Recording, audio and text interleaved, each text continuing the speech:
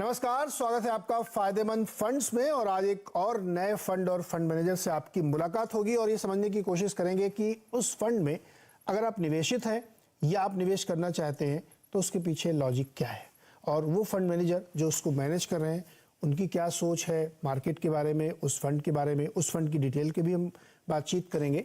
तो आज हमने जो चुना है उसका नाम है मिरे एसेट का लार्ज कैप फंड, यानी जहाँ पे बड़ी कंपनियां, ब्लू चिप्स में जहाँ पे पैसे लगते हैं। और साथ ही उसको जो मैनेज कर रहे हैं उनका नाम है गौरव मिश्रा।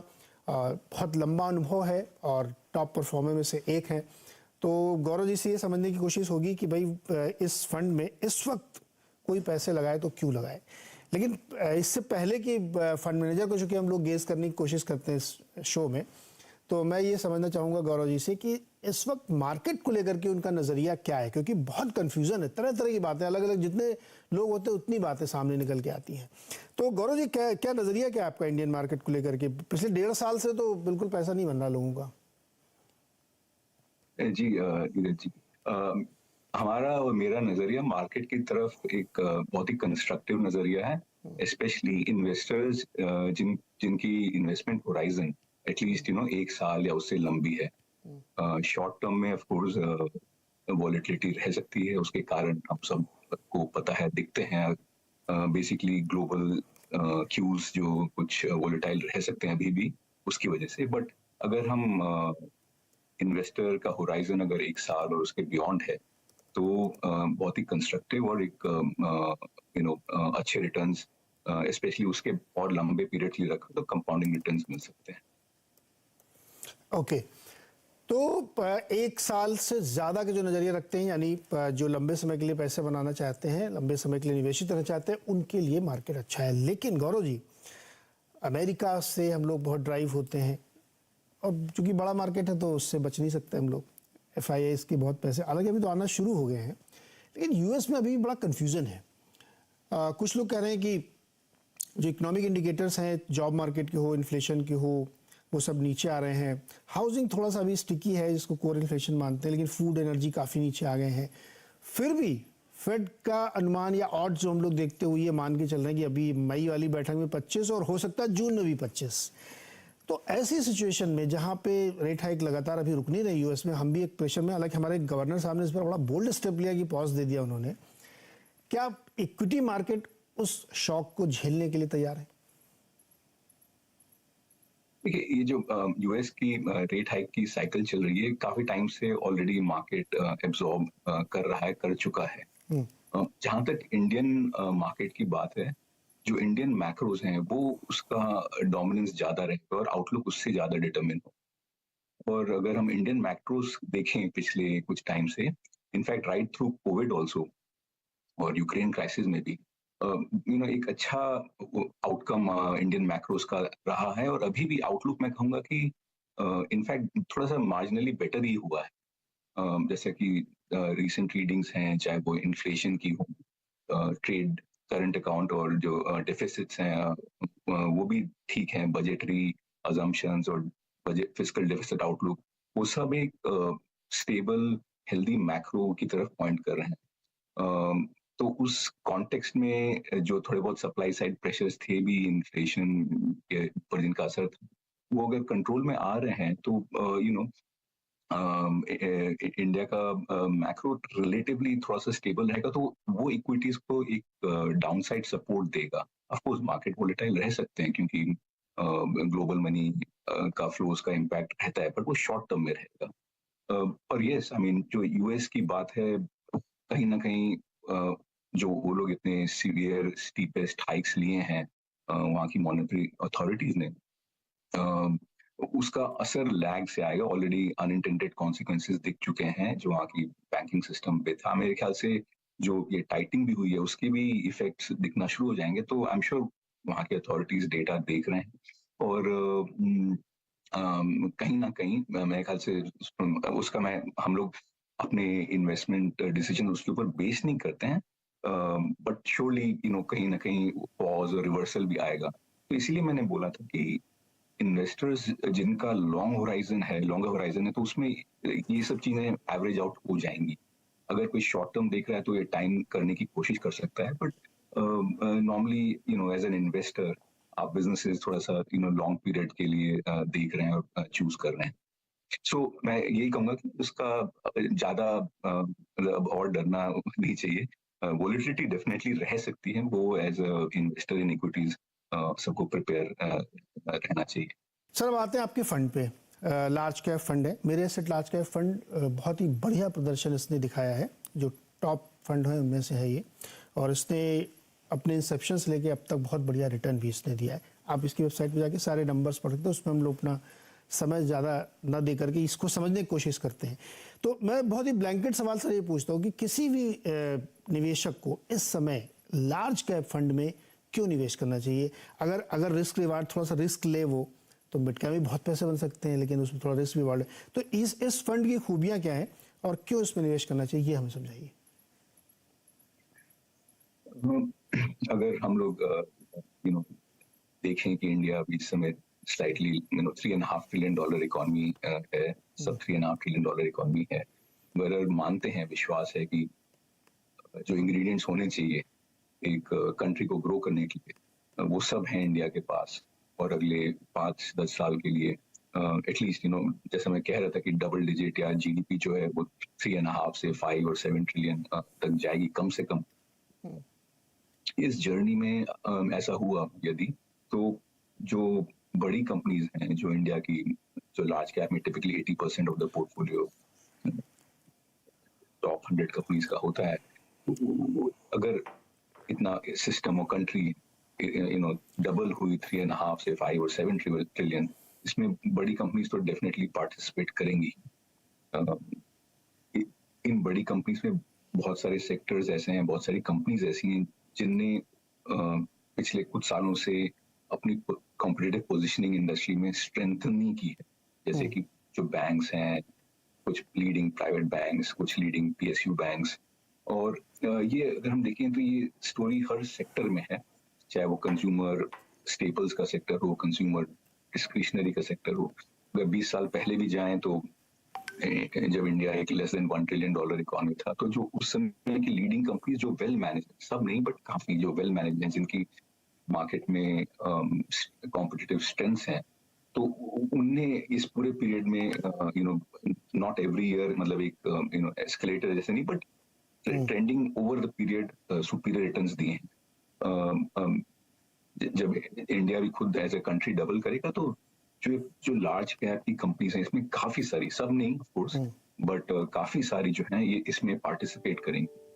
बैंकिंग तो एक एग्जांपल है, बट अदर सेक्टर्स भी डिस्क्रिशनरी में जो लीडिंग, जो अच्छी कंपनी होने लगती है, वो थोड़ी सी उनकी size depending on off course कि उनका टोटल एड्रेसेबल मार्केट कितना है, बट टिपिकली जो लीडिंग कंपनी, चाहे वो होम बिल्डिंग में हो, चाहे वो वाइट गुड में हो, चाहे इलेक्ट्रिक, वो सब ये टॉप 100 कंपनीज में आने लगती हैं।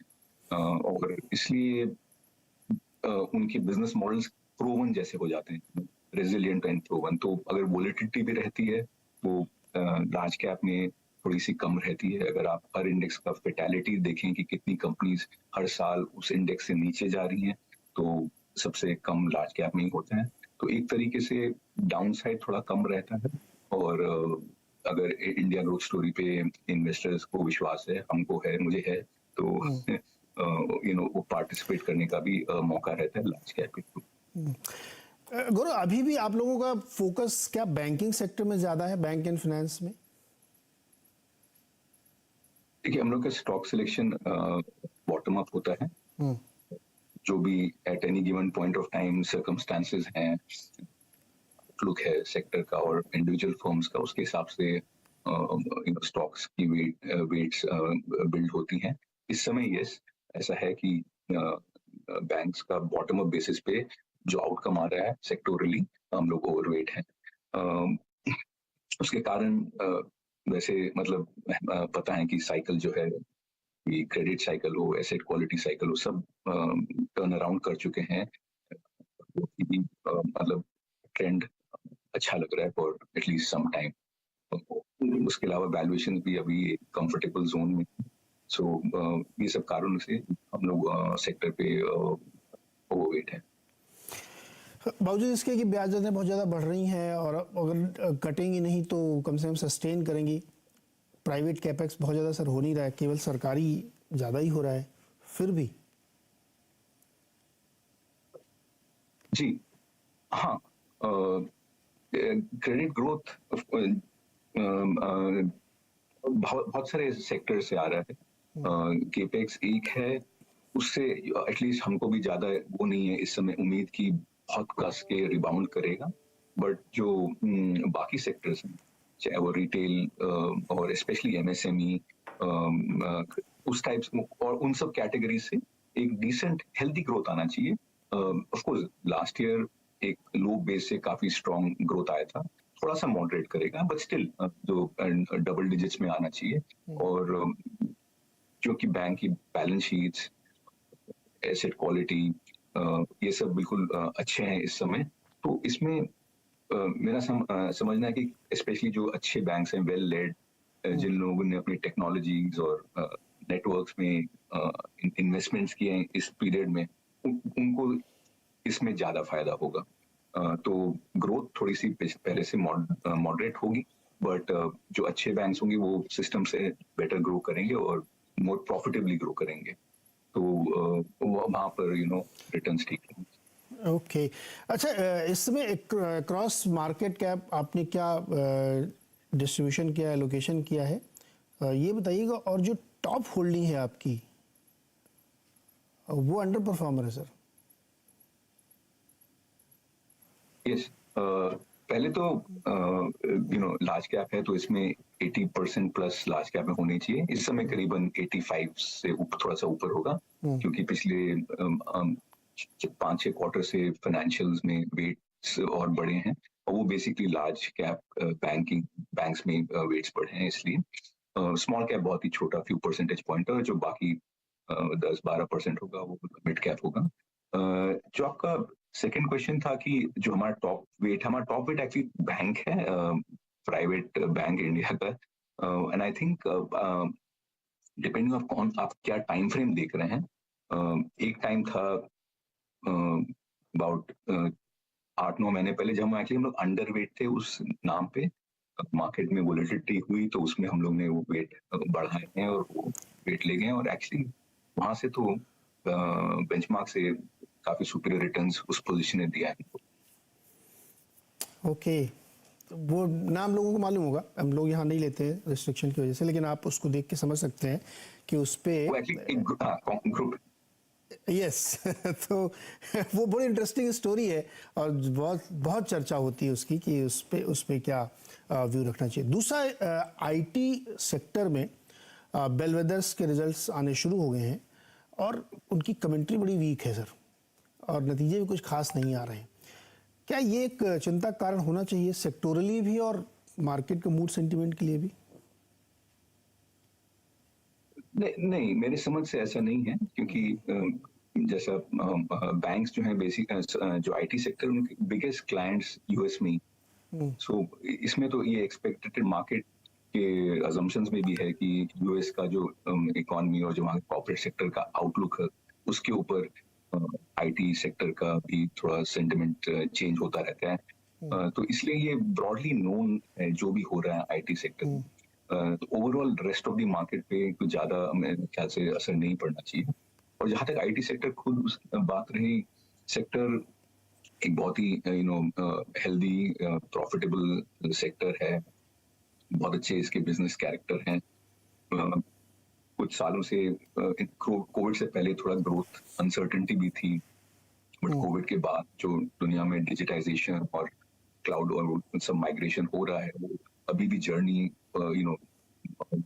25-40% हुई है। तो क्योंकि वहाँ यूएस में थोड़ा सा रिसेशन और सबकी स्लो डाउन के चांसेस हैं, तो कॉर्पोरेट बिहेवियर कैसा रहेगा वहाँ पर, उसकी अनसर्टेनिटी की वजह से ये सेक्टर हो सकता है थोड़ा सा वोलेटाइल रहे।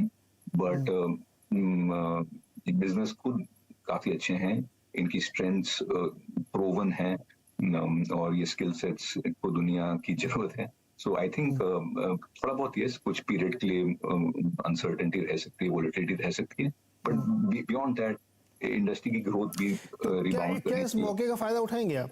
अभी अनसर्टेनिटी रहेगी और चूंकि बिजनेस थोड़ा सा कम चल रहा है तो वैल्यूएशन नीचे आएंगे, तो आप मौके का फायदा उठाएंगे या अभी अवॉइड रखेंगे 1-2 क्वार्टर्स को? थोड़ा सा वेट एंड वॉच रहेगा। कभी कभी ये डिसीजंस मतलब डिपेंड करेंगे कि क्या वैल्यूएशंस कुछ ज्यादा ही अट्रैक्टिव हो गए या ग्रोथ मार्जिन पे या आउटलुक जो है मार्जिन पे वो थोड़ा और इम्प्रूव हो रहा है। अच्छा, वैल्यूएशन वाइज जो टॉप आईटी कंपनीज वो स्टिल महंगी दिखती है अगर आप प्री कोविड से कंपेयर करें तो, या ये सोच गलत है? नहीं, थोड़ा सा नॉर्मलाइज करना पड़ेगा क्योंकि प्री कोविड से अब तक दो तीन चीजें का फर्क है। एक तो जो लीडिंग आईटी कंपनीज हैं, प्रायर जो एवरेजेस हम लोग देखते हैं उनके वैल्यूएशंस का, उसमें और अब में फर्क ये है कि जो लीडिंग आईटी कंपनीज हैं इन लोगों ने अपने जो फाइनेंशियल पे आउट पॉलिसीज हैं वो काफी एक इम्प्रूव की हैं। तो उससे डेफिनेटली थोड़ा सा री रेटिंग का वो स्कोप रहता है। और सिमिलरली जो ग्रोथ आउटलुक है जो मैं कह रहा था पोस्ट कोविड, वो पहले से कुछ परसेंटेज पॉइंट ऊपर हुआ है क्योंकि ये दुनिया पूरी माइग्रेट कर रही है क्लाउड और डिजिटाइजेशन, और इंडियन आईटी कंपनीज इनकी जरूरत है। तो मैं नहीं कहूंगा कि वैल्यूएशंस मतलब कोई बहुत ज्यादा एक्सपेंसिव है। यहाँ पे एक छोटा सा ब्रेक लेते हैं और ब्रेक से जब वापस आएंगे तो कुछ ऐसी कंपनियों की बात करेंगे जो पिछले दिनों आईपीओ में आई थी लेकिन तगड़े उनमें करेक्शन हुए। क्या अब भी उन कंपनियों पे मेरे सेट का भरोसा बना हुआ है?